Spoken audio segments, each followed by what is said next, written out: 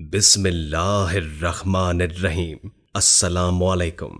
اللہ کے نیک بندوں کے لیے بے شمار واقعات ہم آپ کو سناتے رہتے ہیں۔ آج بھی ایک ایسے اللہ والے مولوی صاحب کا واقعہ ہے جنہوں نے شادی کی ایک طوائف سے، لیکن کیوں جان کر آپ کو بہت حیرت ہوگی، اسی لیے اس واقعے کو مکمل سنیے گا۔ دینی واقعات کی کتاب میں سے یہ واقعہ میں بیان کر رہا ہوں کہ کسی گاؤں میں ایک امام صاحب رہتے تھے۔ جس گاؤں میں انہوں نے آنکھ کھولی، وہاں پر ان کے والد صاحب ایک مسجد کے امام تھے اور احتشام ان کا نام تھا۔ جب وہ بچپن کی دہلیز پر پہنچے تو والدہ کا انتقال ہو گیا۔ ماں کی مامتا سے محروم ہو گئے، لیکن باپ کی شفقت اور محبت نے مولوی احتشام کو ڈولنے نہیں دیا۔ حاجی غلام دین نے بڑی توجہ اور اہتمام کے ساتھ اپنے بیٹے کی پرورش کی اور اسے دین کی ایک ایک بات انتہائی طریقے سے سمجھائی کہ یہ باپ کی تربیت کا اثر ہے کہ مولوی احتشام صاحب بچپن ہی سے سلجھے ہوئے نیک انسان کے روپ میں ڈھلتے چلے گئے۔ لیکن باپ کی زندگی نے بھی زیادہ وفا نہ کی۔ جب وہ 20ویں سال میں لگے تو حاجی غلام دین نماز ادا کرتے ہوئے اللہ کو پیارے ہو گئے۔ آگے پیچھے کوئی خاص رشتہ دار نہ تھے۔ باپ کا سایہ بھی چھن گیا، مگر اللہ کی رضا پر راضی ہو گئے۔ مولوی احتشام کی زندگی یوں ہی گزرتی رہی، کبھی کوئی شکوہ لبوں پہ نہ آنے دیا۔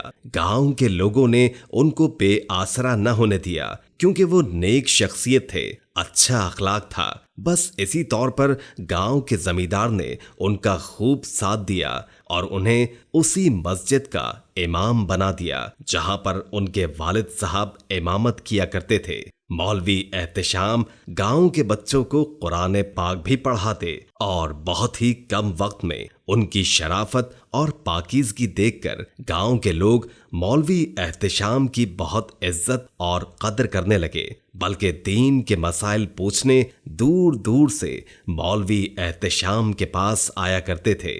مولوی صاحب مسجد کے ساتھ بنے ہوئے حجرے میں رہتے اور ابھی تک غیر شادی شدہ تھے۔ آج مولوی صاحب نے ظہر کی نماز ادا کی تو خلاف معمول بڑی تعداد میں لوگ مسجد میں موجود تھے اور مولوی صاحب کو بڑی خوشی ہوئی اور دل ہی دل میں رب کائنات کا شکر ادا کیا کہ کافی تعداد میں لوگ نماز پڑھنے آئے ہیں۔ نماز پڑھنے کے بعد گاؤں کے زمیندار مولوی احتشام کے پاس آ کر کہنے لگے کہ آج گاؤں میں بہت ہی بڑا مقدمہ ہونے والا ہے اور آپ بھی وہاں پر شریک ہوں گے۔ وہ کہنے لگے کہ اتنے بڑے مقدمے میں میرا کیا کام ہے؟ دراصل یہ ایک ایسی عورت کا مقدمہ ہے جس پر الزام ہے کہ وہ گاؤں میں بدکاری پھیلا رہی ہے، لہٰذا آج ہمیں اس کا فیصلہ کرنا ہے۔ آپ آئیں گے تو فیصلہ کرنے میں آسانی ہوگی۔ امام صاحب نے سر ہلا دیا اور کہا، ٹھیک ہے جناب، جیسا آپ مناسب سمجھیں،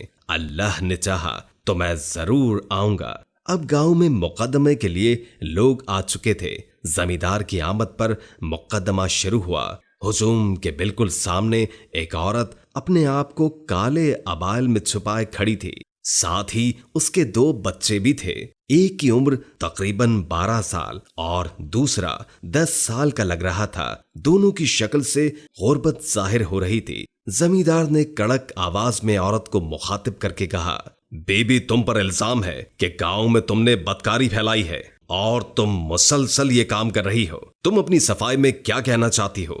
زمیندار کے سوال پر عورت کی آنکھوں میں آنسو کی لڑیاں شروع ہو گئی۔ اس کے ساتھ بیٹھا ہوا ایک آدمی بولا، بس بس، یہ مگرمچھ کے آنسو مت بہاؤ۔ تیرے گھر میں کافی لوگوں نے اجنبی لوگوں کو آتے دیکھا ہے، اب بس تم اپنی فکر مناؤ، تیرے گھر میں نامحرم لوگ آتے ہیں۔ زمیندار نے اس عورت کو کہا، دیکھو، تم پر جو الزام لگا ہے کسی ایک شخص نے نہیں لگایا، بلکہ درجنوں لوگوں نے لگایا ہے، اور اتنی بڑی تعداد میں لوگ جھوٹ نہیں بول سکتے۔ تم اپنی صفائی میں کیا کہنا چاہتی ہو؟ کھل کر کہو۔ اس عورت نے سر جھکا کر جواب دیا، لوگ ٹھیک کہتے ہیں، میں ایک طوائف ہوں، ہاں میں بدکار ہوں، مجھے مار ڈالیے اور میرے بچوں کو بھی مار ڈالیے۔ یہ کہہ کر وہ عورت اپنے بچوں کو گلے لگا کر زاروں قطار رونے لگی۔ بچے بھی ماں کو دیکھ کر تڑپ تڑپ کر روتے رہے۔ دیکھو بی بی، ہمارے ہاتھ میں موت کا فیصلہ نہیں ہے، نہ ہی اختیار ہے، اور نہ ہی ہم قانون کو ہاتھ میں لیں گے، لیکن تم اپنے منہ سے اپنے اوپر لگنے والے الزامات کا اقرار کر رہی ہو، خود ہی کہہ رہی ہو کہ تم ایک بدکار عورت ہو، طوائف زادی ہو، فیصلہ تو ہوگا اور تمہیں اور تمہارے بچوں کو یہ بھگتنا پڑے گا۔ پھر زمیندار نے ہجوم پر ایک نظر ڈالی اور ایک آدمی کو بلا کر کہا، کیا مولوی صاحب یعنی امام آ چکے ہیں؟ اس آدمی نے کہا، جی۔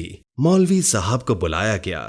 زمیندار نے کہا، امام صاحب، آپ نے یقینی طور پر ساری باتیں سن لی ہوں گی، آپ کی کیا رائے ہے؟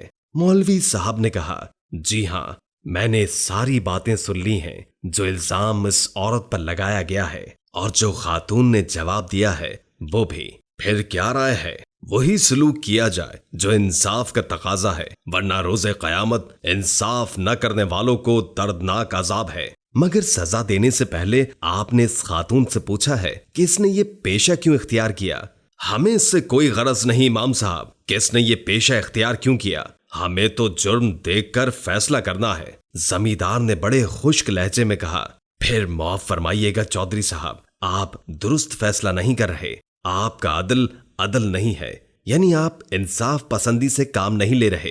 مولوی صاحب کے اس بے باک جواب سے ہجوم میں سناٹا چھا گیا۔ چودھری فلک شیر کے چہرے پر بھی برہمی یعنی غصے کے آثار ابھرے۔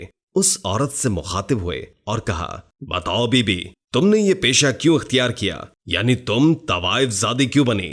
اس عورت نے درد بھرے انداز میں کہا، جب خاوند کی وفات کے بعد یعنی شوہر کی وفات کے بعد رشتہ داروں نے موت کے چند دن بعد حال تک نہ پوچھا، اور میرے بچے بھوک سے تڑپنے لگے، اور جب گھر میں فاقے ہونے لگے، لوگوں کے گھروں پر کام کر کے بھی کچھ ہاتھ نہ لگا، بلکہ صرف میری جوانی کی قیمت لگی اور میری عزت داؤ پر لگی۔ لوگوں کی بھوکی نظریں، محلے اور رشتہ داروں کے طنز کے تیروں نے، معاشرے کے سبھی عزت داروں نے ذلیل پر ذلیل کیا، تو میں ذلیل ہونے کے لیے تیار ہو گئی، مگر یہ سب کچھ میں نے اپنے بچوں کی بھوک کی خاطر کیا۔ مجھے تو بھوکا مرنا منظور تھا۔ یہ میرا جرم، اور مجھ پر الزامات عائد کرنے والے زیادہ تر وہی لوگ ہیں جو رات کے اندھیرے میں میری شرم کو تار تار کرتے رہے۔ اس عورت کے جواب پر سب حیران اور پریشان ہو گئے، اور ہجوم پر خاموشی چھا گئی۔ کافی لوگوں کے سر جھک گئے۔ سن لیا اپنے خاتون کا اقرار جرم۔ اگر یہ مجرم ہے تو اس سے پہلے آپ سب گاؤں والے مجرم ہیں جنہوں نے اس خاتون کو یہ پیشہ اختیار کرنے پر مجبور کیا۔ مفلسی اور غربت سے تو ہمارے پیارے نبی کریم صلی اللہ علیہ وآلہ وسلم نے بھی پناہ مانگی۔ تنگ دستی اور غربت سے تو اللہ تعالیٰ معاف فرمائے کفر تک لے جاتی ہے۔ آپ کا ہمسایہ بھوکا رہے اور آپ پیٹ بھر کر کھانا کھا کر سوتے رہیں۔ ہمارا پورا گاؤں اس جرم میں برابر کا شریک ہے۔ وہ مرد جو اس عورت کو مجبور کرتے رہے، اور اس نے آخرکار اپنے بچوں کے لیے اپنی عزت داؤ پر لگا دی۔ اگر اس خاتون کو سزا دینی ہے تو سب سے پہلے آپ سب کو اپنے آپ کو سزا دینی ہوگی۔ مولوی صاحب کی بات سن کر زمیندار نے کہا، آپ سچ کہتے ہیں امام صاحب، میں واقعی انصاف نہیں کر پایا۔ آج سے میں اس انصاف کی کرسی کا اہل نہیں ہوں، مگر ذاتی طور پر ایک بات کا ضرور اہل ہوں، یعنی حق بات کہنا چاہتا ہوں۔ اس عورت کے قریب جا کر اس عورت کے سر پر ہاتھ رکھا۔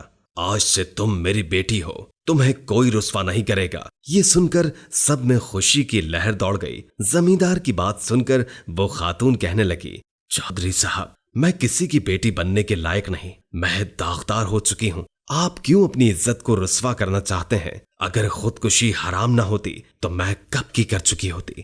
اللہ پاک جب اپنے کسی بندے پر کرم اور فضل والا معاملہ فرماتا ہے تو اس کی رحمت انمول ہے۔ آپ اللہ پاک سے توبہ کریں، وہ اپنے بندوں کو ضرور معاف فرما دیتا ہے۔ ایک بار بندہ اس کے دربار میں حاضر ہو کر معافی مانگے تو صحیح۔ اور میں آج آپ کے والد صاحب یعنی زمیندار کی توجہ سے آپ کو نکاح کا پیغام دیتا ہوں۔ اگر آپ رضامند ہیں تو میں فلفور یعنی فوری طور پر آپ کو اپنی بیوی بنانا چاہتا ہوں۔ امام صاحب کے کہنے کی دیر تھی کہ مجمع میں سب نے صدائیں بلند کی، سبحان اللہ، اللہ اکبر۔ ایسے انسان اس زمین پر موجود ہیں تو شاید کوئی بھی عورت طوائف نہ بنے۔ हर कोई इज्जत से अपने घर पर रहे। जमींदार ने इस औरत के करीब आकर कहा, बस बेटी, अपने घर जाओ, अब तुम्हारी कोई बात नहीं सुनूंगा, कल तुम अपने घर से रुखसत होगी। दूसरे दिन सादगी के साथ मौलवी एहतशाम के साथ इस खातून का निकाह हो गया और मौलवी एहतशाम ने रात शुक्राने के नवाफिल अदा किए, खालिक कायनात का शुक्र अदा किया जिसने एक बड़े इम्तिहान में इस इमाम को सुरखरू कर दिया। गांव के लोगों के दिलों में इमाम साहब की इज्जत पहले से ज्यादा बढ़ गई और वो खातून जो मौलवी साहब से मंसूब हुई शर्मो हया का पैकर बन गई। घंटों सजदे में पड़ी अल्लाह पाक का शुक्र अदा करती, जो कि एक तवाइफ थी, एक बदकार औरत थी, लेकिन अल्लाह ताला ने एक नेक इंसान के हवाले कर दिया। सच में इंसान के गुनाहों की तवालत कितनी ही हो, यानी कितने ही बड़े गुनाह क्यों ना हो, लेकिन रब्बे करीम की रहमत इंसान के सोचो ख्याल से बढ़कर होती है। लेकिन इंसान ही इंसानियत का सबूत दे तो कोई भी रुस्वा ना हो, कोई भी शर्मो हया का दामन अपने हाथ से जाने ना दे। हमारे इस वाक़ये को अपने दोस्तों के साथ जरूर शेयर कीजिए और अगर आपको हमारा ये वाक़या पसंद आया तो हमारी वीडियो को लाइक कर दें। शुक्रिया।